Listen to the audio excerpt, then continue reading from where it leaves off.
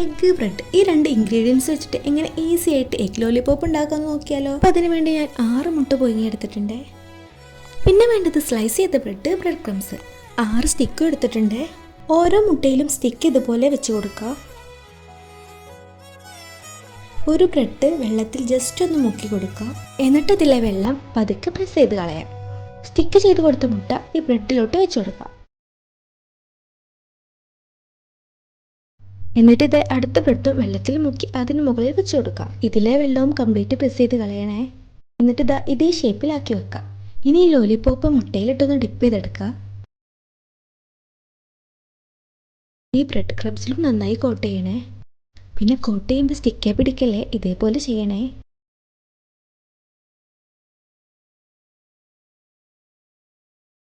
അപ്പോൾ ഇത് എല്ലാം അങ്ങനെ ചെയ്തെടുത്തിട്ടുണ്ട്. ഇനി ഇത് ഓരോന്നായിട്ട് തിരിച്ചും മറിച്ചും ഫ്രൈ ചെയ്തെടുക്കാം.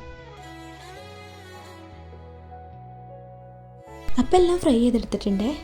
ഇനിയിപ്പോൾ ഇതെങ്ങനെ കഴിക്കാമെന്നല്ലേ പറഞ്ഞുതരാം. അപ്പോൾ അതിന് വേണ്ടി മയോണൈസ് എടുത്തിട്ടുണ്ട്, tomato ketchup and chilli sauce. ഇനി ഇതെല്ലാം എഗ് ലോലിപോപ്പിൻ്റെ മുകളിൽ ഒഴിച്ചു കൊടുക്കാം. ഇങ്ങനെ ചെയ്യണമെന്ന് നിർബന്ധമൊന്നുമില്ല, ഇത് ഞാനും ഡെക്കറേഷന് വേണ്ടി ചെയ്യുന്നതാണ്. ഈ 3 സോസും ഒന്നിച്ച് മിക്സ് ചെയ്ത് എഗ് ലോലിപോപ്പ് ഇതിൽ ഡിപ്പ് ചെയ്ത് കഴിക്കാം. അപ്പോൾ ഇത് ഈ മല്ലിയിലയും കൂടി ചേർത്താൽ ഇതിൻ്റെ പരിപാടി കഴിഞ്ഞു. അപ്പോൾ ഇതുവരെ നിങ്ങൾ ഇത് ട്രൈ ചെയ്തിട്ടില്ലെങ്കിൽ ഒന്ന് ട്രൈ ചെയ്ത് നോക്കണേ.